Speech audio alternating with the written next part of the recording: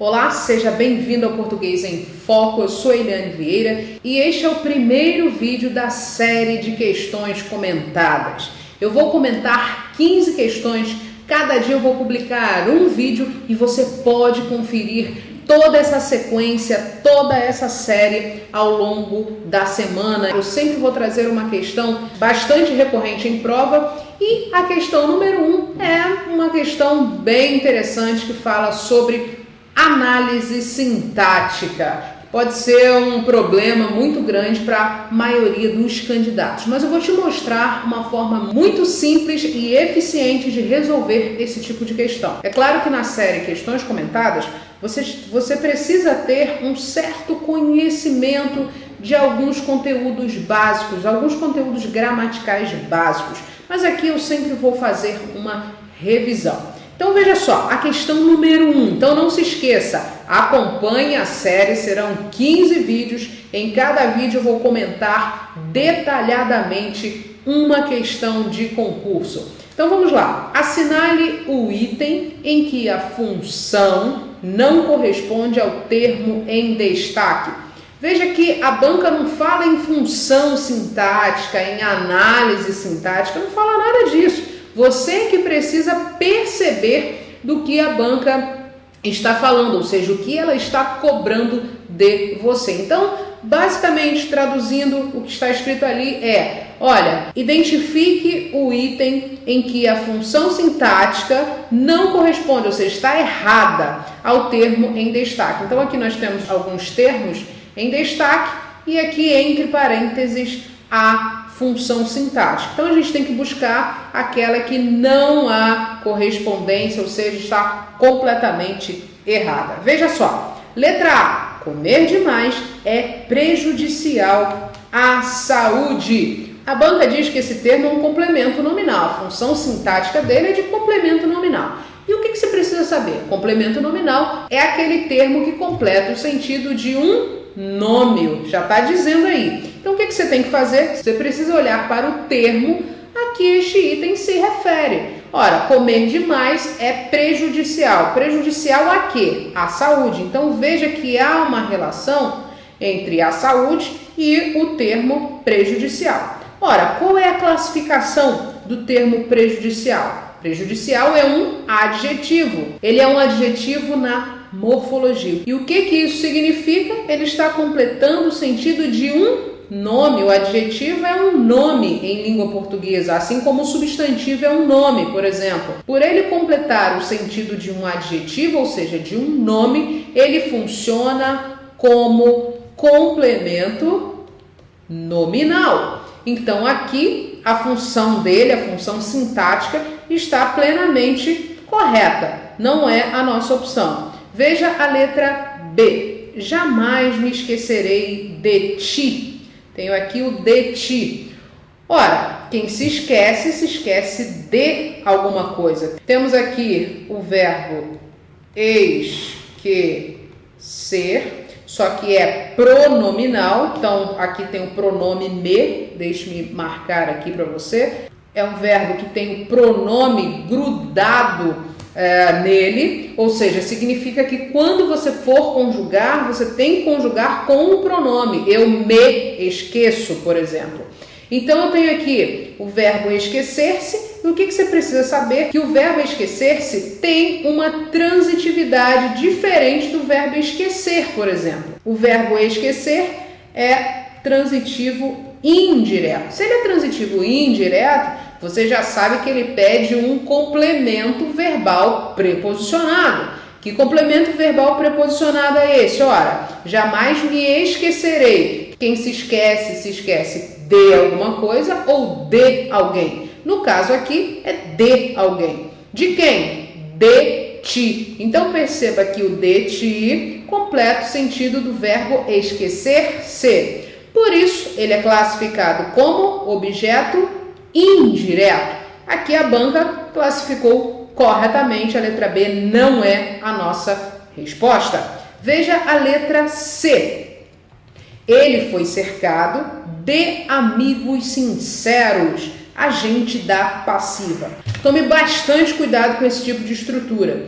Veja que se é agente da passiva, eu tenho obviamente uma frase aqui, deixe-me só sublinhar a parte que a gente vai analisar. Eu tenho aqui obviamente uma frase na voz passiva. Que voz passiva é essa? Voz passiva analítica, composta do verbo ser ou estar, nesse caso aqui o verbo ser, mais um verbo no particípio. Então, eu tenho aqui, ele foi cercado.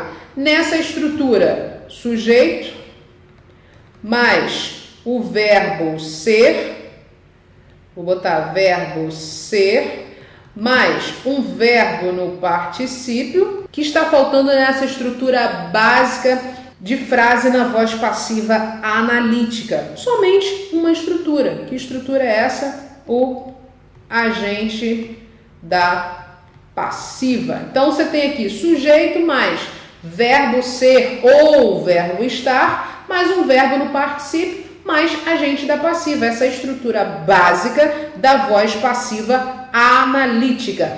Tenho aqui o sujeito, ele, verbo ser mais particípio, formando, portanto, a estrutura verbal da voz passiva analítica. E o que está faltando? O agente da passiva. Temos, portanto, aqui o agente da passiva. A banca também classificou corretamente, letra C está perfeita. Veja a letra D. Não tens interesse pelos estudos. É um complemento nominal. Eu tenho aqui pelos estudos, é a estrutura que nós vamos analisar. Quem tem interesse por alguma coisa, certo? Interesse é um nome. Vamos colocar aqui, interesse é um nome. Ora, tenho novamente um item completando o sentido de um nome. O que isso significa? Que nós estamos diante de um complemento nominal, da mesma forma que a letra A. O item, a saúde, completando o sentido de um adjetivo. E aqui o nome interesse, que é um nome transitivo, porque ele pede um complemento. Quem tem interesse por alguma coisa. Item pelos estudos está completando o sentido do nome interesse. Trata-se de um complemento nominal. Ok, então aqui não há nenhum erro. Eu espero que a letra E esteja errada, é lógico. Veja só, tinha grande amor à humanidade. Vamos lá, vamos analisar. Aqui é a humanidade, o item que nós temos que analisar. Veja só, tinha grande amor.